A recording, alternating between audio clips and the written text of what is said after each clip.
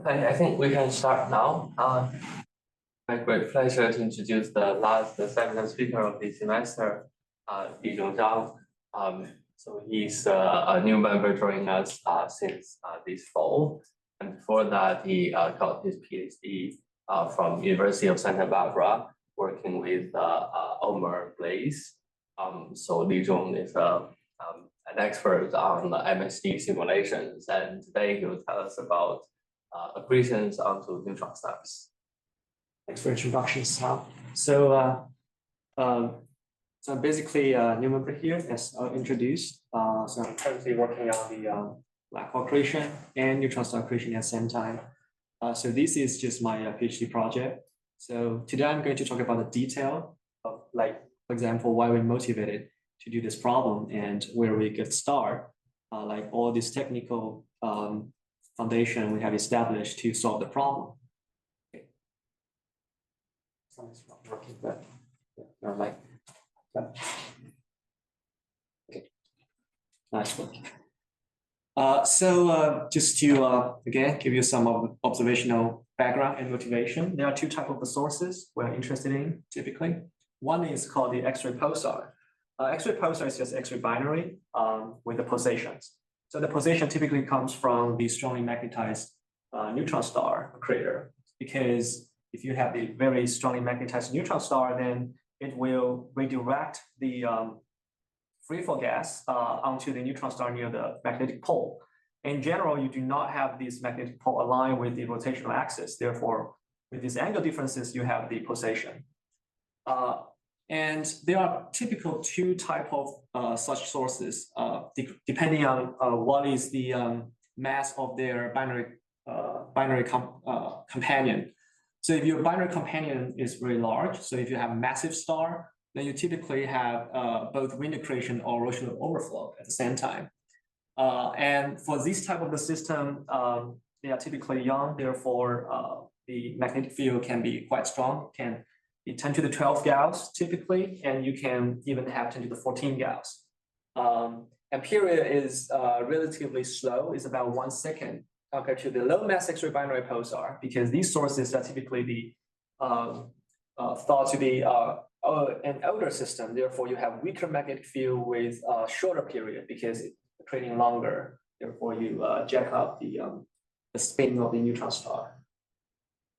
And the other type of the object that associate with this neutron star crater are the pulsating relaxes.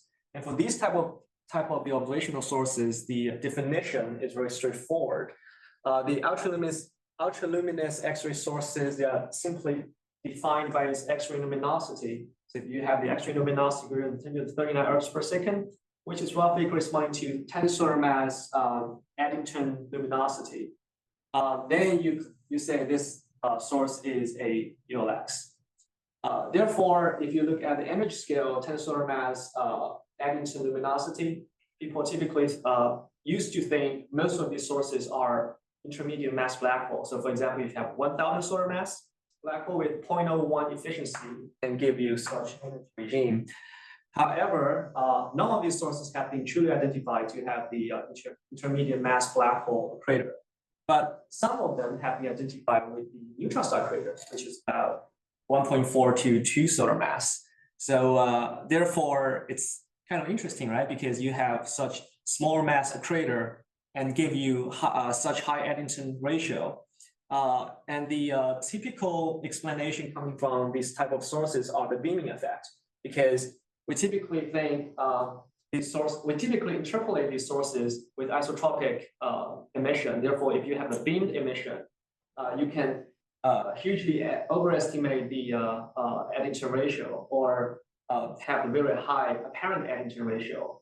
As you can see for all these recent discovered sources here, the pulsation period is about a second. Therefore, they basically just locate in the high mass X-ray binary pulsar population, and you can have the Eddington ratio range from 1 to 500. So it's telling you something extremely weird happened. You either have a very strong beaming effect, or you have a very strong opacity reduction due to the strong magnetic field. And I'll talk about them later. So just give you a general picture, physical picture of what this neutron star accretion look like. So you typically have when you have a very high accretion for sure, then you can have a very thick disk outside.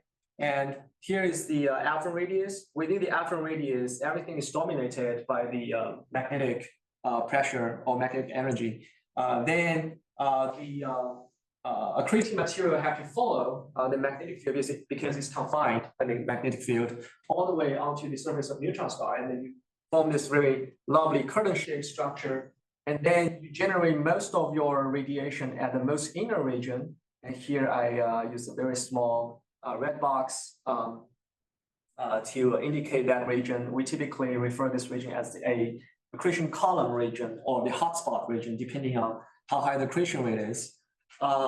And so for my PhD project, I mostly concentrate on simulating these small region rather than the rest of them. They are in the long-term schedule. And actually, specifically, the dynamics in the accretion curtain region is still unknown because you can easily have the super Eddington accretion near the surface of a neutron star, therefore generate a very powerful radiation. And how this radiation can interact with the outer material and establish its steady or quasi-steady accretion state, nobody do not have any good idea right now. Okay, so for the most inner region, there are two typical accretion pattern or accretion picture described, first proposed by the Basco and Siniev in 1975 and 1976. So depending on the accretion rate, if you have a low accretion rate, what will happen is that you directly smash all your accreting material on the surface of neutron star and then form a very surface shock, or we call this hotspot. And what happened is that most of the radiation power are going to directly leave from the top of the column or top of this thing along the magnetic axis. And simply just because you have a very strong magnetic field, and in these strong in the strong magnetic field, the opacity can be hugely reduced. And therefore, these irradiation can directly leave from the system at the top. However, if you have the accretion rate high enough, what will happen is that you start to push this shock above the surface of the neutron star. And below the shock, you form this sinking region where everything is radiation pressure dominated. And the shock is extremely optically thick. And what will happen in this picture is that you will have most of the radiation power hitting down to the shock, and then it's slowly sinking down to the surface of the neutron star and emitting the rest of the energy from the sideway emission. And in this case, you will have only a little bit probably radiation leaving from the top, but most of them gonna leave from the sides, and we call this fan beam pattern. Most of the radiation leave perpendicular to the magnetic axis. Okay. So the cartoon picture I just show you, they are a stationary solution. Therefore, we do not expect any severe dynamic effect coming from them. And this is the first pioneer simulation of the accretion column by Klein and Arons in 1989 and 1996. And what they find out is that these columns, they are not stationary at all, or they are not trying to relax to a stationary state. Instead, they are very dynamical, and the dynamical is typically in the kilohertz regime. You have a kilohertz frequency oscillation everywhere. And in 1992, Arons, he found out that there's something called photon bubble instability existing in such regime. However, this is derived in a hydrostatic equilibrium. But as you can tell, this is like bubble look like structure. They are truly introduced by this photon bubble instability or the entropy wave associated with the photon bubble instability.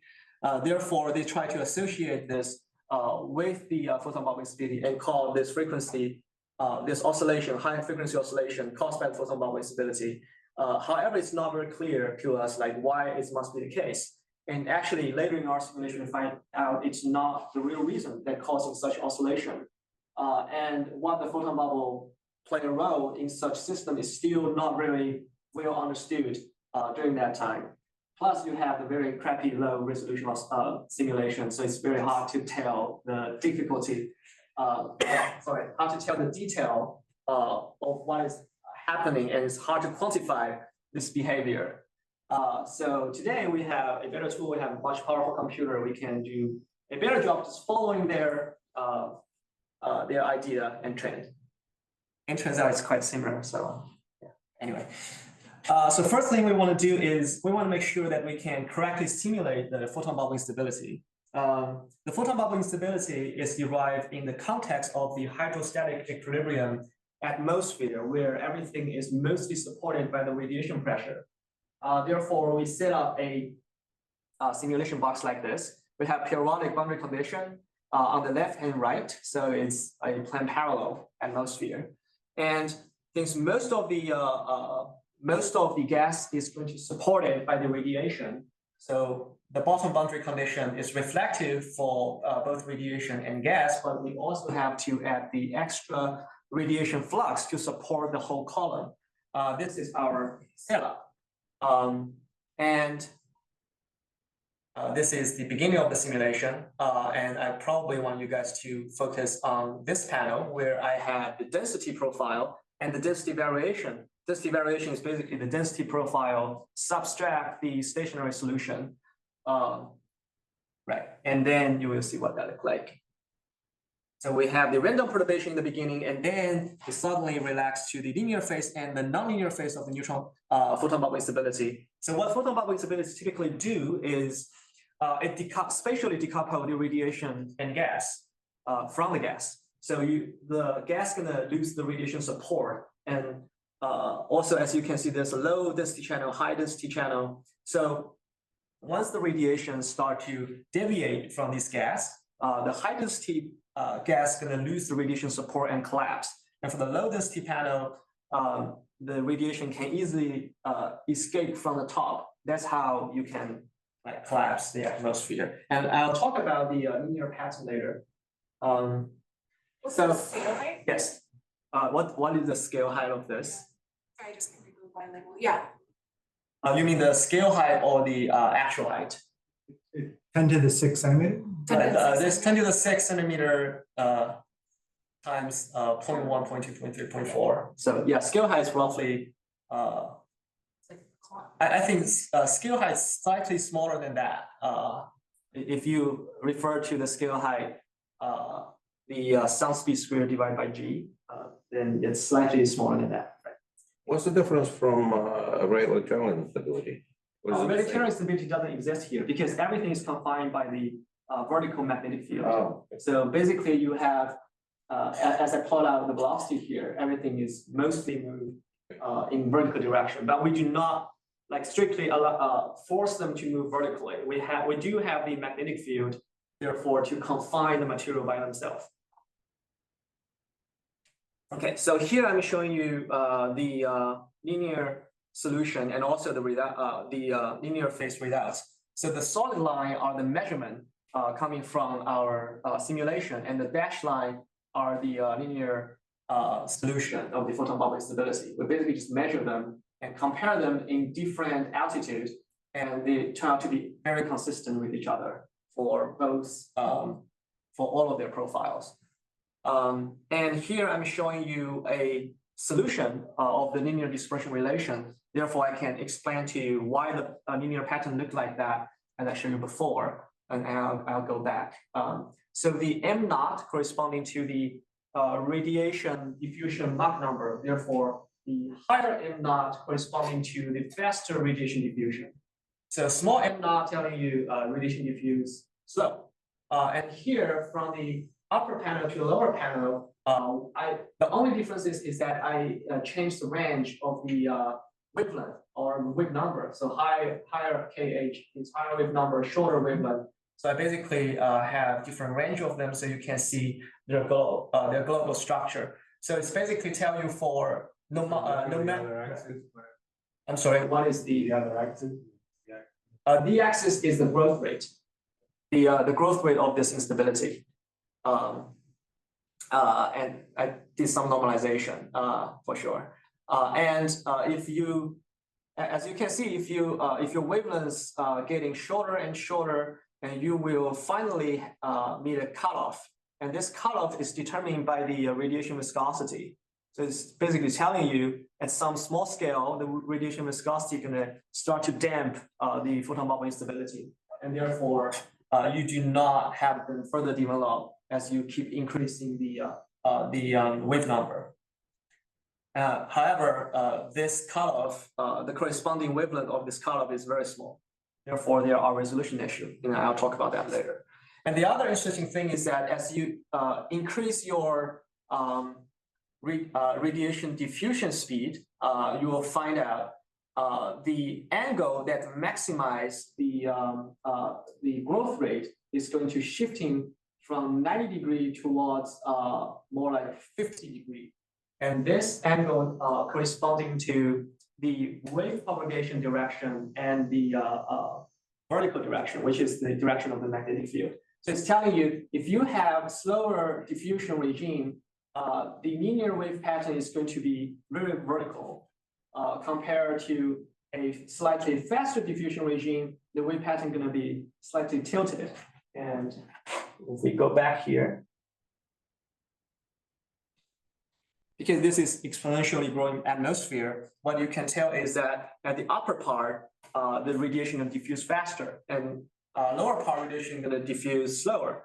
Therefore, you have more vertical pattern at the bottom and more tilted pattern at the top. So that's corresponding to this linear solution. Okay. So one thing, or one very severe thing that we find out numerically is that it does have the very strong resolution dependency, because this radiation viscous length scale is very small. It's about, I think, 5 centimeters or something like that. And as we jack up the resolution, we do find out you can converge to a real solution, probably near the grid size 10 centimeter. So it's telling you this simulation is going to be very expensive. Think about if you're simulating a accretion column system, one neutron star radius, which is 10 to the 6 centimeter, then you need 10 to the 5 grid to resolve them in one direction. And here I want to advertise Yangfei's angle-dependent radiation transfer solver. The good thing about that is that we get the radiation viscosity for free. Because if you use any M1 or flux diffusion limit, flux limited diffusion method, what you will have to do is you have to explicitly implement this viscosity term, therefore to turn over the increase of the photon bubble instability. Because if you lack of that term, that photon bubble instability can just keep increasing, like the growth rate as you get to a shorter wavelength. Yes.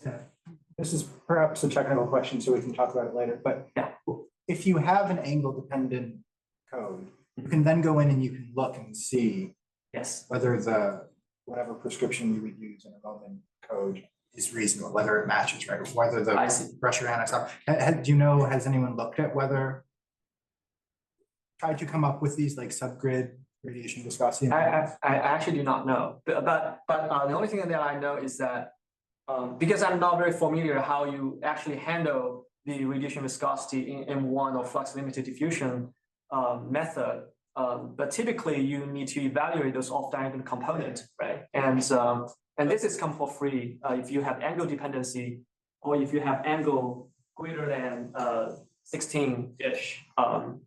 Therefore, you exceed the moment closure limit. Right.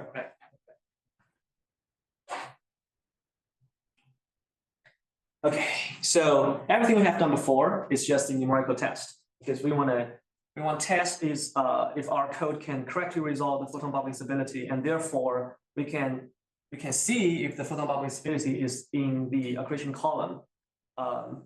And here we are doing a bunch of the accretion column simulation and varying their parameters. It's more like a parameter survey, and the parameter that I care about the most is the magnetic field. So we vary the magnetic field strength and also the configuration of the magnetic field. The configuration, what I mean is actually if you are using a dipole, spun monopole, unfortunately, the problem here that we're facing is that we have the magnetic energy extremely strong. Therefore, we have to align our magnetic field line along with the grid line. Therefore, you do not bother to have the you do not bother to resolve the gas pressure, because if you have the magnetic field not aligned with the grid line, what will happen is that you will have the very large truncation narrow at the cell center, because magnetic field is defined at the cell faces. And then when you do the linear interpolation or any kind of reconstruction calculation at the cell center, this truncation arrow can enter into the gas pressure and therefore destroy the whole system, because the system is very sensitive to the temperature. We need to correctly compute the gas pressure, therefore compute the gas temperature, and therefore you can calculate the radiation correctly, because the thermal coupling of the radiation is really the balancing between the gas temperature and the radiation temperature. The only thing that we can do here is that we use the magnetic field line along align with the grid lines. Therefore, we reduce this noise by orders of magnitudes, and therefore we simulate them in different coordinate system. So the first system we simulate is Cartesian for sure, and it's uniform magnetic field, and we use isotropic Thomson opacity. And then we vary the magnetic strength. The thing, how the magnetic field strength can change the property of such system is by changing its opacity, because later on I'll show you the opacity is dependent on the magnetic field strength and also the gas temperature. And this dependency needs to be fully explored. And this is our second bunch of simulation. And the third simulation I'm going to show you is a split monopole simulation, where you start to finally open an angle. You have the R to the 2 split monopole magnetic concentration or dilution, depending on which direction you're talking about. And in this case, we basically just find out there are some quantitative differences compared with the uniform fields. And I'll talk about that later. So is the idea here for these different field configurations, because you said you're doing a relatively local, so you're not simulating the Right. So are there no global solutions to tell you what you should use? Or Actually, we want to use dipole, but the problem is that then you have to implement the dipole coordinate system. that's hard. I have the formulation, but it really takes time to implement the code and testing. And the dipole coordinate system, you have infinite freedom to make the selection. I can show that later. It's kind of interesting. So basically for the Cartesian simulation, we try to make our accretion column small enough. Therefore, you do not have too much artificial effect coming from this geometry, as well as the split monopole. We didn't increase that too high. Okay, so this is setup of the of our first simulation accretion column in the uniform magnetic field. What we are doing here is that it's a 2D simulation, first of all. So it's not actually a column, it's more like a accretion wall. It's a slice, infinitely towards this direction. And here we have the gas supported layer, and we have the vacuum region. Vacuum region, we set that up is because we want to observe how the magnetic field can correctly confine the column material. And for the gas supported layer, we just want to mock up a neutron star surface. However, this is definitely wrong because we use ideal gas law, as you know. And the real situation is much more complicated. Therefore, we do not have too many idea of, for example, how to correctly set that up. But all we know is that in the real neutron star surface, you will have higher heat conductivity for sure, and heat capacity is also very low. Therefore, you should reach the thermal or the thermal equilibrium faster than our simulation shows. But we think all of these issues are just a scaling issue, because what we are really interested in is the radiation pressure dominated dynamics inside the column. So the scaling issue can be estimated later. Okay, so here is just a, we initialize our simulation use 1D stationary model by Baskin and Sneav. It's just showing you have the freeform region, shock structure, and below the shock sinking region. Here we go. And here, the main takeaway still is this high frequency oscillation. And probably you want to focus on the density panel as well. And the lower panel here is basically the zoom in of this very subtle gray dashed boxes. It's not very clear here, but that's really just a zoom in of this. And then you start to relax your accretion column from the 1D stationary solution, and you start to have this mount shape, which making sense because you cool the side faster compared to the center, and therefore you have this mount shape. And once it's relaxed the relaxation, then you continue have this oscillation pattern like till the end of the simulation. And you can also see some sort of wave pattern develop from the side to the center. I'll explain that later because it's very hard to quantify here due to this pre-shock structure form over here.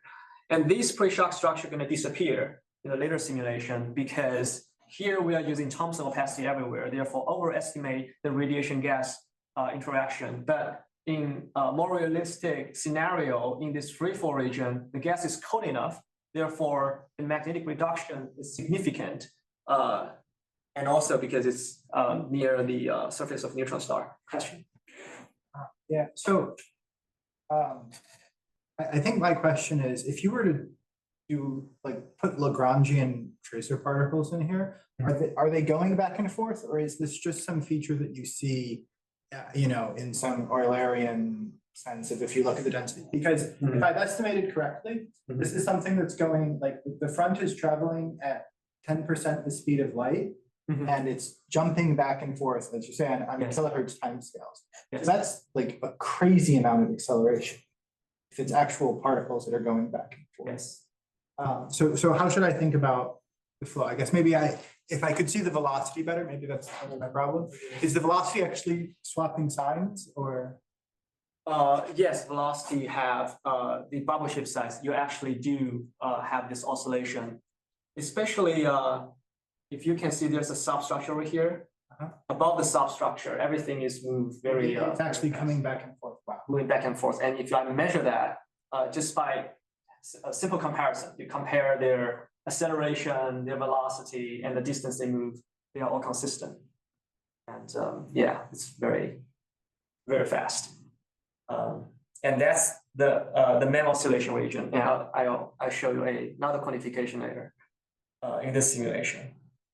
Before you move on, can I say a question? I just want to make sure I'm understanding the setup correctly. So in the previous slide, when you showed the kind of cartoon picture of the setup, for this lower boundary or gas supported base, this has a finite thickness that you're considering.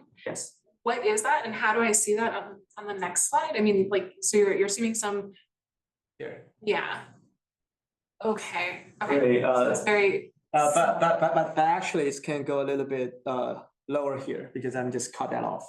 Because I want people focus on the column. Is it like is that just deep enough so that at the bottom boundary of this, you're not having any effect anymore? So that it's basically just like a thermal sink? It's a thermal sink. Okay. So basically, the density here is like 10 to the 6. So we use the neutron star surface density. And actually not. And how far in does it go? It go to, because it's gas supported, I think we go to 12 scale height. It's not that far, but so is this like height, centimeters? The scale height is like I think 10 centimeters, something like that. Okay. So it's about 100 centimeters. And yes, and you are right. If I keep evolve the simulation, you're gonna saturate the bottom boundary condition, and then it's gonna make nonsense. Okay, but so you just set it deep enough so that for the timescales. Right. Exactly. We check the heat does just make sure the heat does not saturate the bottom boundary. Right. You're right about that. And that's the caveat of the simulation as well. Thanks. No problem. Okay. So here it's basically a different version of this accretion column simulation. The thing we probably know, I probably want you guys to focus is version 2, version 3, and version 4 because they are the same simulation with different resolution. So version 3 decreased by a factor of 2, version 4 decreased by another factor of 2. And the reason we want to decrease the resolution is because we want to get rid of this photon bubble instability and see with or without photon bubble instability or this entropy wave, what they're going to look like. And it turns out you do not have this finger shape anymore, for sure, because you resolve that, right? And then also turns out that although oscillation is still existing, it's not have as high amplitude as what we had before with the entropy wave, but it gave you the same, roughly the same oscillation frequency. Then it makes us realize this high kilohertz oscillation frequency should not come from the photon bubble. I mean, photon bubble may be able to enhance it, but it's not supposed to determine what is oscillation frequency.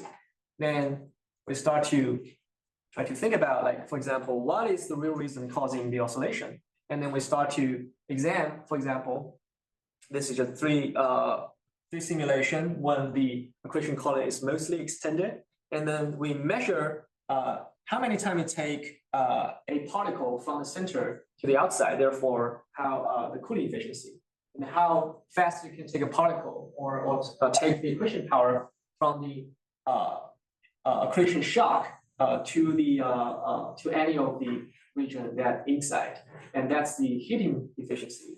And there's a sweet spot where they start to intersect with each other, and then we use therefore it's basically telling you you will gonna collapse this part of the energy into the bottom, and then we compute how much energy you need to dissipate and how much energy and also the using the time average flux to evaluate then how long you have to dissipate those energy. And then it turns out this estimation time is very consistent with the simulation oscillation period. So I think that's probably the reason why the system is oscillating. You are basically reach some sort of thermal imbalance. So where you have the accretion column mostly extended, you are overcooled the system because you have a sideway emission, which is unbiased everywhere, and you are not supposed to bring the accretion power fast enough from the top to the bottom. Therefore, you collapse the accretion column. And when it goes to its minimum, what will happen is that you are not only shrinking the side of the sideway cooling, but you also bring the accretion power easier to advect down to the bottom region. Therefore, you overheat and expand. And another effect we try to explore is the magnetic opacity effect. And this is before the Suleimanov, they published their pre-production opacity. But this is also a very good comparison. Even though we do not have a pre-production opacity, which I'm going to talk about that later, the magnetic opacity had a very strong dependency on the temperature and also the magnetic field. And what you can see here is we derive everything in classical regime. So, and without the cyclotron resonance. And it turns out if you do the frequency integration, even with the cyclotron resonance peak, will not contribute too much to this resonant mean opacity, simply just because the width is too small. And here, if we apply this magnetic opacity in our simulation, and by the way, this simulation is done by a very talented undergrad, Xin Shen, and he is currently a graduate student in University of Columbia, continuing working on the neutron star, but probably in different contexts. I think he is working with Uri 11. So we basically test these different magnetic opacity, and then directly showing you the time average readouts. So O1 corresponding to 10 to the 11 Gauss, 10 to the 12 Gauss, and all the way to the 6 times 10 to the 12 Gauss. So as you increase your magnetic opacity, the accretion column height decrease. This sort of like trivial, right? Because when you increase the magnetic opacity, you reduce the interaction between the radiation and gas. And that's what most of the Toyo modular play with. It turns out it's not the case. Because if you look at their inner structure, as you increase your magnetic field, you're actually making the opacity inside the accretion column higher. Right? So you typically think if you have the opacity higher, it actually should make the accretion column a column higher because you have stronger interaction. And we think the real reason is actually embedded in this whole dynamical integration. If we go back to this plot, what we are trying to focus here is that the temperature is not linearly scaling scaled in the accretion column. And actually, in the accretion column, you have the very low temperature here, and then you experience a shock, and then boom, you have a very sharp temperature jump. And the problem is that here, let me remind you, it's a log plot. So this peak is very narrow in the linear plot, and this peak is very wide in the linear plot. So it's basically telling you if you have the temperature jump near the shock, for the low magnetic field case, you can immediately jump into this Thomson regime, and therefore you have enough opacity to support the whole accretion column. However, as you go to a higher and higher magnetic field, it will be more and more difficult to jump and overcome this peak, enter into the Thomson regime. Could you repeat what the magnetic opacity is? I'm sorry? Could you repeat what the magnetic opacity is? This magnetic opacity is basically, so how we calculate that is we calculate the magnetic Thomson scattering Mueller matrix, and then we do the frequency averaging, and we do the polarization averaging, and calculate that, calculate its Rosalind mean opacity. So the Mueller matrix is defined according to the equation of motion of electron in the strong magnetic field. So it's easier to move the electron along the magnetic field and harder to make that perpendicular to that. That's basically reflecting this opacity. There's no QED and there's no resonance, but later I'll show you what the QED with the resonance and with pre-production opacity, what the table looks like. But with this part of the effect, we find out when we really trying to, for example, if we want to use some sort of toy model to evaluate the accretion column height, you really need to dynamically integrate this opacity table rather than picking a average opacity, say, and then doing the calculation. And even though you have the same trend, but they are not the real reason that causing this. And in the end, you're going to collapse everything to a hotspot. That's simply just because even across the shock, the opacity is very low. You slowly increase your temperature inside under the shock, but it's not going to be hot enough until it reaches the very bottom to enter into the Thomson regime. Okay. So another interesting thing we find in this paper is that a comparison of the beam pattern contribution of this 5 simulation. The beam pattern, what I referred to before, the fan beam is the sideways emission, pencil beam is the vertical emission. And we basically just compute the fan beam ratio in all of this simulation. We also have a high ACK, but let's ignore that. So for the low ACK 01, 1, 2, 4, 6, what you can find out is that you collapse a accretion column into the hotspot. And for the hotspot, for sure, you have the fan beam ratio very low. So it's most, right. Sorry, what is fan beam ratio? So I remember. Right. So basically, we divide a contribution of this radiation flux into two directions. So geometric. Geometric. Flux. And then we find out for the hotspot, for sure, you have most of them, most of radiation emitting vertically. But for the accretion column, actually, when you have a very large oscillation, you can actually mix in the fan beam and pencil beam, and the pencil beam can go near 50% when you have the oscillation amplitude large enough. And this actually helps us to explain some of the observation, because in lots of the observation of this light curve, people have to use the hybrid fan beam and pencil beam model to explain the shape of the light curve. Therefore, then it basically just raises a question: if everything is stationary, then it should only have one beam pattern, right?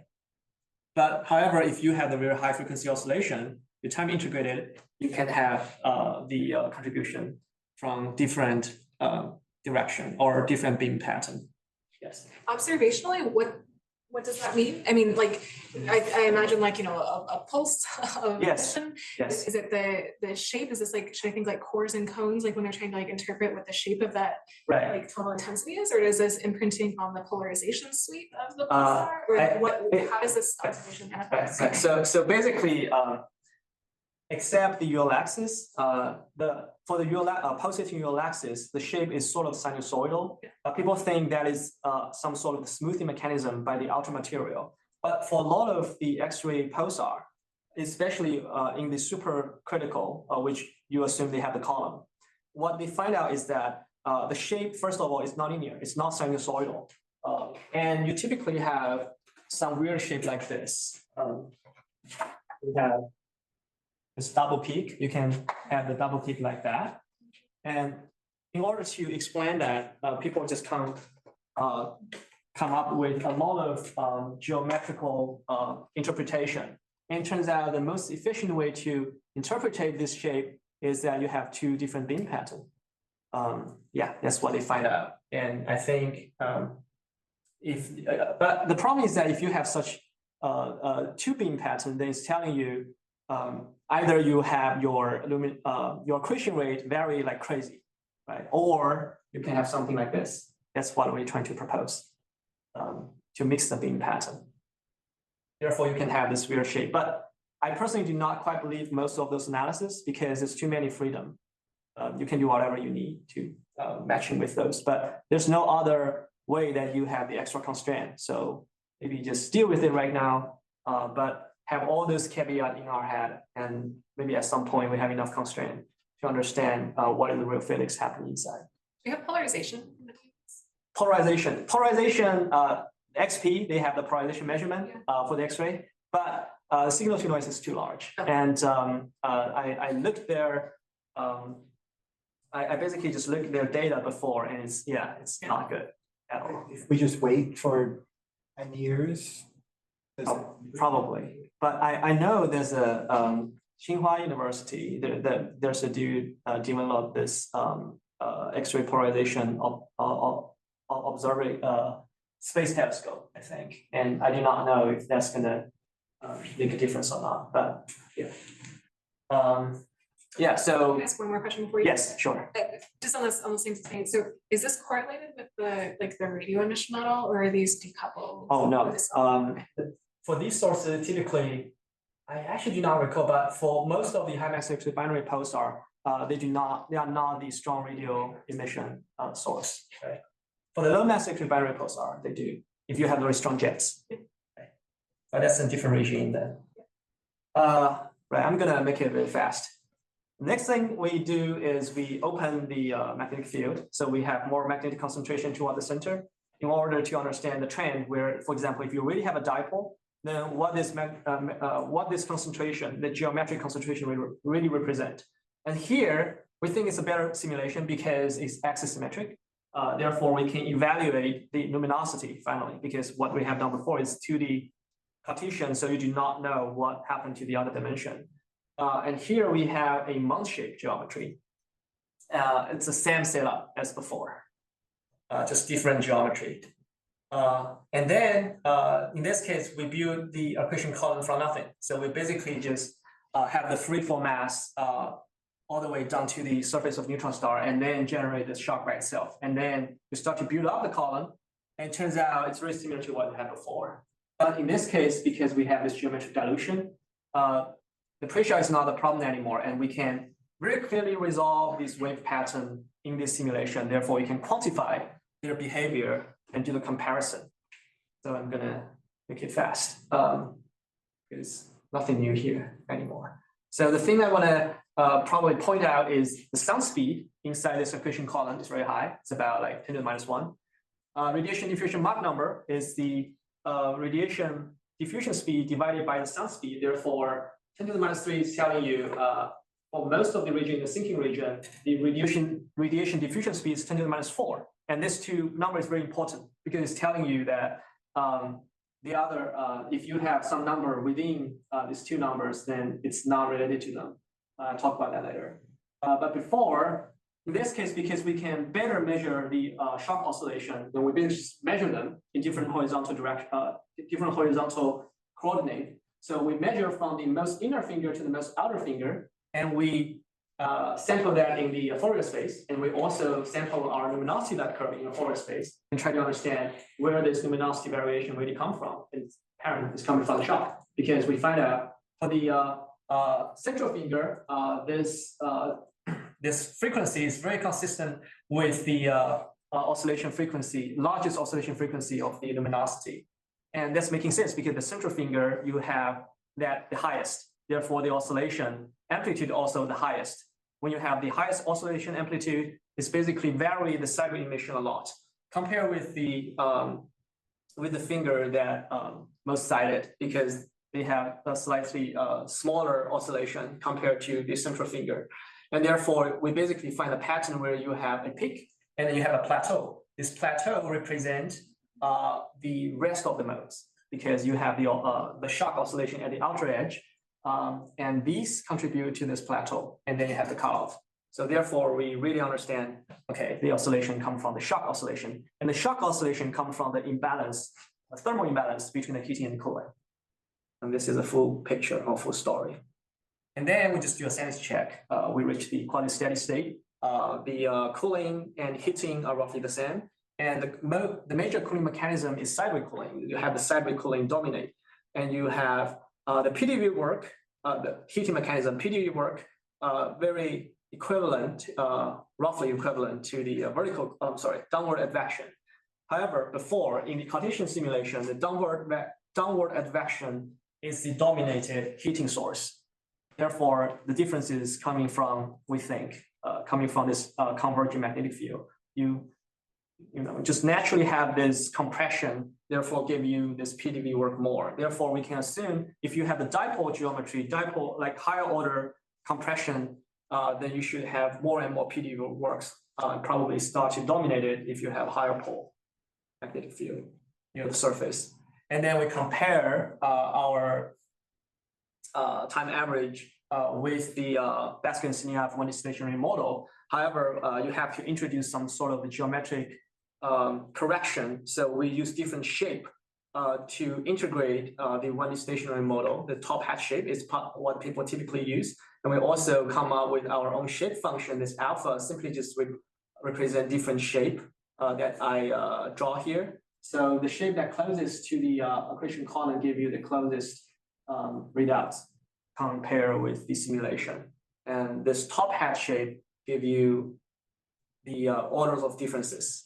So it's telling you the system is very geometric sensitive. So if you really want to, for example, have a good description for this system, you need to figure out how to calculate its geometry. And then let's get back to how we identify this photon bubble in the system. So as I mentioned before, we have a much clearer wave pattern, therefore we can measure them. So we basically just measure the phase velocity from the simulation, and they all locate in 10⁻³ speed of light. And compared to the other typical velocity, sound speed is 10⁻⁻⁴, diffusion speed is 10⁻⁴, and the normal speed 10⁻⁻⁴, like the fluid speed 10⁻⁻⁴. Therefore, it's an isolated island. And when we compute this phase velocity using the linear theory, it's very, very consistent. Therefore, we identify this wave is the entropy wave that is associated with the photon bubble instability. Photon bubble instability really comes from the imaginary part of this mode. However, it turns out this imaginary part didn't amplify or destabilize the whole accretion column in this case. However, this might be not strictly true because we didn't increase our resolution high enough to fully resolve everything. Think about if you have a lot of this wave, maybe it can change the geometry a lot, because as what we have found before, if we increase the resolution, well, what happens is that you make the overall shape of the column more tilted. And that's making sense. More tilted geometry basically telling you have higher cooling efficiency, and that can dramatically change the characteristic or property of the accretion column. So that remains to be found. Okay, so it's just for fun. This is just a 3D rendering movie. I cut out, for this one, I make it transparent. For this one, I make it a little bit solid and cut out a piece of that. And so you can see the wave propagation. It's like a fountain shape. So people typically use a finger shape because it's 2D. But and then you can imagine the real 3D. Is it full 3D or is it? It's axisymmetric. In the full 3D, it's not going to be that coherent. Yeah. So another thing we probably want to do for columns for full 3D, but we do not know what extra science we can extract from them. So we didn't put that in our first priority. And here is the ongoing thing I'm doing right now. So in this case, we're using the real opacity. So it's security calculated. So you basically include all the lambda level, you integrate them all, you integrate the resonance, cyclotron resonance, you also include the vacuum resonance, and you also have this pre-production. It turns out only this pre-production start to be really matter compared to what we have seen before. And this pre-production is not like the kicking in of this pre-production is not that strict. You can have like 2 times 10 to the 8 Kelvin for this production to kick in. So this remains to be unknown because our Q stock on Pleiades for weeks. It's very slow. On Pleiades, you need a week and a half at least to have your simulation start. And I crashed multiple times, which means I have waited for several months. And unfortunately, we make our last round just work, I think, the day before yesterday. And this is what that looked like. Unfortunately, I didn't have our accretion rate high enough to have our bottom temperature enter into this pre-production regime. But from our estimation or from our current observation of our simulation, we find out if you have this pre-production kicking into the dynamical system, there are 2 places that's most likely to happen, which is the shock region and also the bottom region. Because as you find out, if you have the low density, then the pre-production can kick in earlier, right?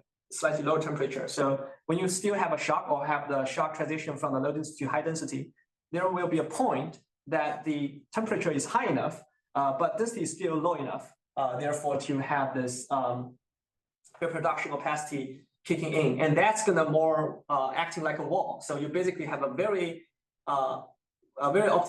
optically thick layer near the shock, therefore blocking your accretion power and prevent it to act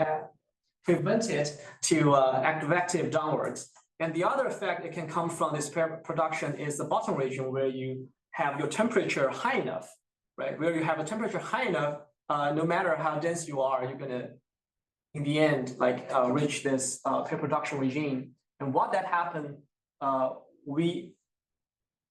my guess is it's gonna acting like a wall, like a thermostat, prevent you to enter into the higher temperature. But Almer's guess is that it's gonna drive an enormous dynamical effect because once you start to kicking into this this pre-production regime a little bit, then you dramatically increase the opacity and enhance the interaction between the radiation and gas. It's probably going to like an explosion or something. Yeah, and we get a dinner for that. So I do not know when we can figure that out. Probably before this month. I do not know. Yeah. The second thing that I didn't mention before is this hollow column thing, because this is also something I wanted to try. Because as you know, your accretion column is not perfect, especially when you have the accretion of the from the dipole geometry, like from the outside to the inside. You're typically not going to have most of the material falling on the pole. So it's going to falling around the pole. So you have this hollow column structure. And this is the simulation of that. We just finished that. So it's fresh new. So we relaxed from the 1D stationary solution. Nothing special. The only differences is that now you have a room for the radiation to escape from the top. And what happened is that this part of the radiation can have very strong interaction with the inner finger and therefore make the inner finger extremely high. And it's going to relax downwards a little bit later. However, the rest of the dynamics from inner finger to the outside, it's roughly the same as what we have found before. In this case, I use the real opacity. So it's the QED opacity table. The problem is that, like I mentioned before, the accretion rate we use is not high enough to enter into the pre-production. So we do not know what the pre-production rate will do in this system. Right. Okay. And the other thing I want to comment is that this geometry naturally gives you the pencil beam and fan beam. So the discussion of pencil beam and fan beam is kind of not necessary, to be honest, because you naturally have this geometric configuration. You have the lot of sideway emission and you have the other sideway emission, but they're going to merge together and leave from the top. You don't have to do anything special at that interface. You mean which interface? Yeah, that one. Here, this is the same as this one. Right, So it just works. Right, it just works. Crash multiple times, you have to fix a lot of stuff, but you can make it work. Yes. Sorry, you mean that then you don't have any particular constraint there, you just let it evolve and it will. Right, so for all our simulation, we do not have constraint. We just set up a very strong magnetic field along the grid line. And therefore, if you have any horizontal component of the magnetic field, it's going to acting like a magnetic tension, magnetic pressure, trying to. What is the current position of this separation? Of what? This separation? Yeah. Oh, I imagine made that up. I opened this gap because I only allow the gas to accreting from here to here. Oh, so And that's this what just- I had. Right. That's don't what I have have. any material falling. Right, do not have any material falling, but it's still constrained by the magnetic field. And if you're careful enough, you actually have a little bending here. If you do, you can see that. That bending is coming from this magnetic confinement. Okay. Then in the future work, we want to explore the more global state. For example, the accretion curtain is what we're mostly interested in. That require an enormous amount of work because, as you know, the radiation emitting from here is super Eddington. Therefore, you must have a very strong interaction with this accretion curtain material. And once you stop the accretion from the accretion or decrease the accretion rate from the accretion curtain, then it's going to change what happened inside. So it's a dynamical system. And for region 3, I think Papuri have done a fantastic job already. So I'm not sure if I'm going to do something over there. And it's very complicated. It might take years for the code to develop. Region 4, where you have a lot of radiation emitted from inside, and it can drive the radiation pressure driven wind according to the observation. But I think we're going to delay that until we figure out what happened inside, because that's more important. Therefore, you can specify the correct quantity or correct condition, just inner boundary condition to simulate region 4. And this is our plan. So we almost finished our first one. Let's do the rest of them. I think that's all. Thank you very much.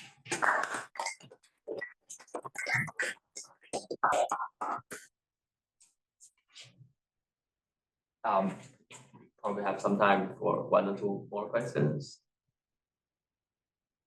Yes, Caroline. This is a really basic question. You probably said that's in your talk. These are MHD simulations or GRMHD? It's the SR-MHD simulation. However, because SR do not have the gravitational field, you have to compute the gravitational source term by using the weak magnetic field from the GR. And then, yeah, so we basically just calculate the gravitational source term from GR in the special relativity. The reason we have to use special relativity is that if you use Newtonian, the alpha velocity is going to be extremely high. So it's going to be like 400 or 500 speed of light. Then your simulation is going to freeze because that will determine the step size, the time step. So we use the relativistic, but it's not GR. And if we want to do 3D, we probably can do that in GR because the theta K is already there. But we still have to do a lot of tweak because for all the crashing I experienced, all of them coming from the either strong magnetic field or strong radiation pressure. So if you have a very strong radiation pressure, it can change the gas velocity dramatically, and that is not handled in our current code. In our current code, we assume small velocity shift, right? And I think there are some implicit in terms of the velocity. method developed, but a lot of them are not in GR or in the angle-dependent radiative transfer. There's nothing conceptually difficult about, this is meant to be a question. Is there anything conceptually difficult about extending it to GR, or is it just work that it then has to be tested? And it's just a lot of extra non-necessary term in GR, and you have to test and you have to do a whole bunch of stuff, right? Not like the angular flux, all this kind of stuff, they're not important here because our characteristic length scale is very small. But you don't get like causality issues, right? Causality issue in terms of, you mean the gravitational? Gravitation speeds. So the for the gravitation, I don't think there's any causality issue because they are all coming from GR derivation. We just mark that up and it's a weak field limit anyway. So, and our radiation, operator splitting of the radiation transfer equation already only limit your accuracy to the first order. Therefore, no matter what first order approximation you do, I think it's going to be valid. At least the accuracy is going to be first order. So in the beginning, you had this motivation of like super irritant flows that measure from opposite. So is there still a tension, or we understand this photon load instability? Oh, I think nobody cares about the photon load instability because for most of the scenario, they are not, somehow they do not have strong dynamical effect, or they're going to dominate by the other instability in more general context. But here, it might be the only case that you might have the photon bubble instability start to play a role, but you have to simulate that in the higher resolution to figure that out. But in our current simulation, we find out photon bubble instability is only a very minor effect or high order correction. It changed the cooling efficiency a little bit, but it's not the first order change. Right? Is there a tension? I just want to know, like with the luminosity, you said being super irritant.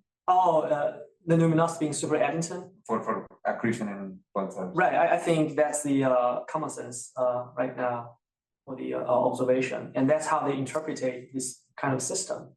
And but there are interesting thing, multiple interesting thing come from the polarization observation. For the hotspot, they typically find out the polarization degree is extremely low. This classic theoretical picture expecting they have the polarization degree like 40 to 50%, but it turns out they're only like few percent, like 1 or 2, something like that. However, there are sort of accretion column, but they are not quite sure because there are some background noise.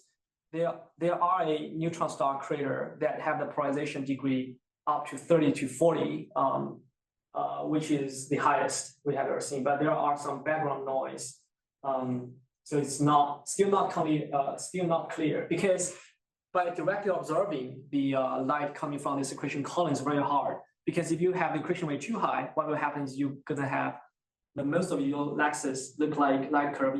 This light gonna directly interacting with the outer material. Therefore, your accretion rate should not be that high, but should be high enough to build up the column. So I think if you are looking at the full distribution of these sources, this should be a very small portion. However, understand how this accretion column work can help you to understand how your axis when you have this curtain, because once you have this accretion curtain, you must have the column established inside. But the only problem is that you cannot directly observe most of these lights because they're going to interacting with the outer material. That's why I propose to invite the Mushishkov here because he is actively working on this. It's going to be interesting. Okay, so if there are no more questions, let's thank Lizhong again.